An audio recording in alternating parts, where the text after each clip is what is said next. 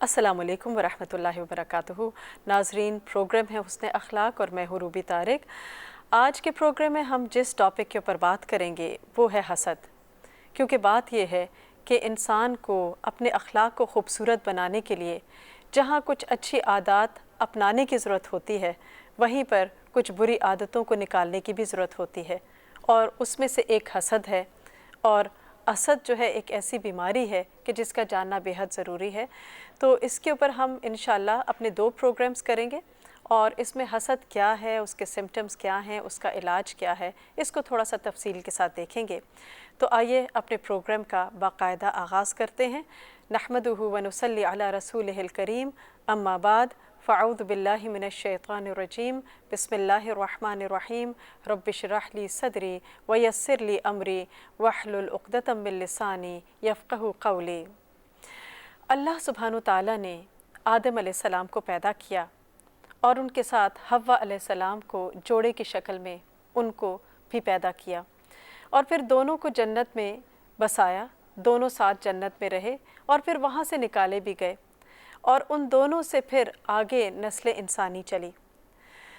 हम देखते हैं कि अल्लाह सुब्हानहू तआला ने आदम अलैहिस्सलाम को सबसे पहले 2 बेटे दिए, हाबिल और काबिल, और उन दोनों ने अल्लाह की खातिर कुर्बानी की, नज़र मानी, और एक की कुर्बानी कबूल कर ली गई जबकि दूसरे की कुर्बानी कबूल नहीं की गई। इस पर एक भाई को दूसरे भाई से हसद हो गया और उसने अपने दूसरे भाई को कत्ल कर दिया, मार डाला, और कत्ल करने के बाद पछताने लगा। उसको बहुत ज़्यादा नदामत हुई कि उसने क्या कर दिया, लेकिन अब पछताने का कोई भी फ़ायदा नहीं था।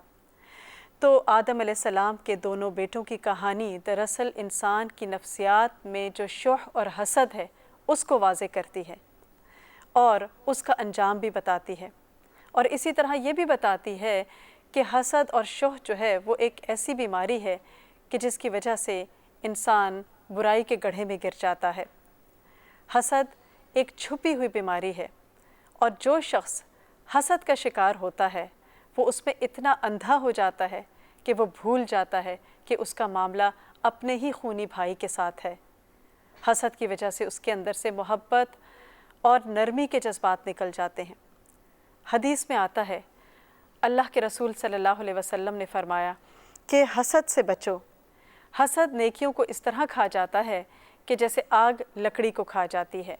हसद दरअसल है क्या, इसको देखने की ज़रूरत है।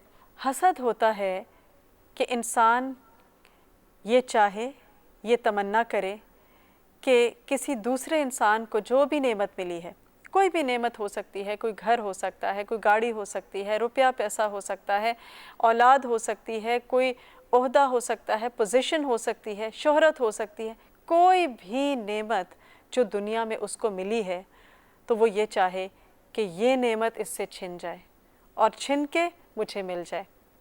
या फिर वो ये चाहे कि मुझे तो ना मिले लेकिन ये नेमत इस शख्स के पास भी ना रहे, इसके पास से किसी ना किसी तरह से चली जाए। तो ये दरअसल हसद होता है। तो हसद जो है वो एक नेगेटिव जज्बे का नाम है, और इसके साथ साथ हम देखते हैं रश्क होता है। रश्क जो है वो एक पॉजिटिव जज्बे का नाम है, और उसमें क्या होता है कि इंसान किसी इंसान की नेमत को देखता है तो वो क्या करता है, उसके लिए दुआ करता है, और वो ये तमन्ना नहीं करता कि उससे ये नेमत चली जाए, बल्कि वो क्या करता है, अल्लाह सुब्हानहू तआला से दुआ करता है कि ए अल्लाह, तूने जिस तरह इसको अता किया है मुझे भी अता कर दे। तो इन दोनों में फ़र्क है। रश्क पॉजिटिव होता है और हसद जो है वो नेगेटिव होता है।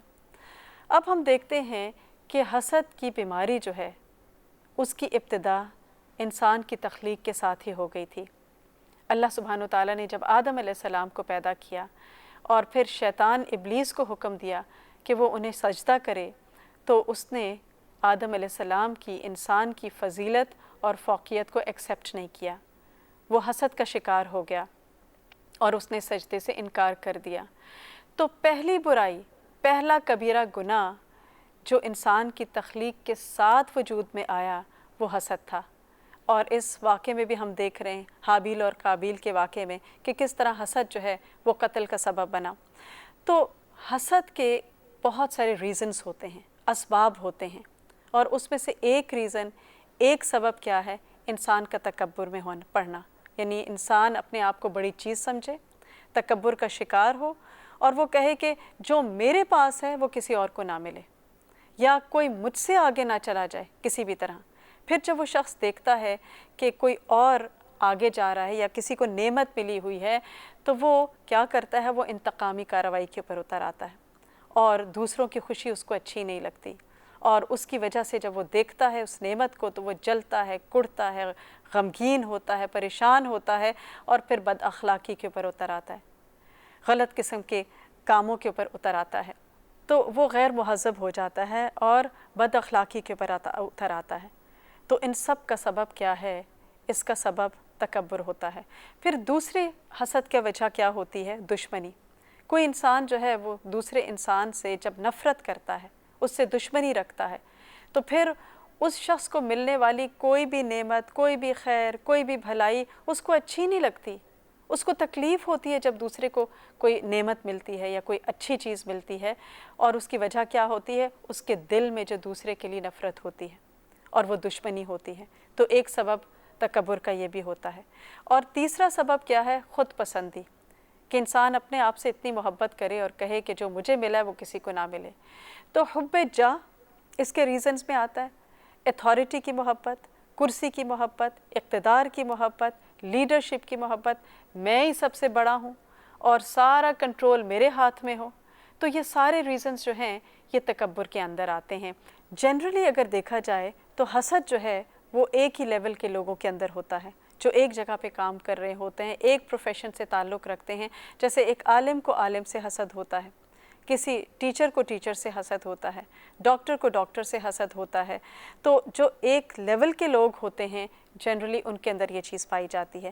پھر ایک ساتھ رہنے والے، مثلاً آپ دیکھیں بہن بھائیوں کے اندر بھی حسد کس قدر زیادہ پایا جاتا ہے، اور اس میں ہمارے سامنے قرآن پاک میں یوسف علیہ السلام اور ان کے بھائیوں کی مثال ہے کہ ایک بھائی جو اتنا اچھا ہے، اتنا خیر خواہ ہے، اتنی ساری خوبیوں کا مالک ہے، اور بھائی اس سے کیسے حسد کرتے ہیں اور اس کو نقصان پہنچانے کے در پہ ہوتے ہیں۔ تو حسد عموماً ایک ساتھ ایک جگہ کام کرنے والوں میں ہوتا ہے، اور آپ دیکھیے کہ بعض دفعہ جو لوگ دور ہوتے ہیں وہ اس کا شکار نہیں ہوتے، لیکن جو لوگ ساتھ کام کر رہے ہوتے ہیں ان میں کمپٹیشن بھی ہوتا ہے، ان کے اندر ایک کمپیریزن آ جاتا ہے، تو اس کی وجہ سے حسد بھی آ جاتا ہے، اور یہ حسد کبھی کم ہوتا ہے، کبھی زیادہ ہوتا ہے، کبھی بہت ہی زیادہ ہو جاتا ہے، لیکن یہ حسد انتہائی مہلک بیماری ہے، بہت ہی خطرناک بیماری ہے، ڈیڈلی ڈیزیز ہے جو انسان کی نیکیوں کو کھا جاتی ہے۔ تو یہ انتہائی ایک ڈیڈلی بیماری ہے، ڈیڈلی ڈیزیز ہے۔ اس کے اوپر ہم مزید بات کریں گے لیکن ایک وقفے کے بعد۔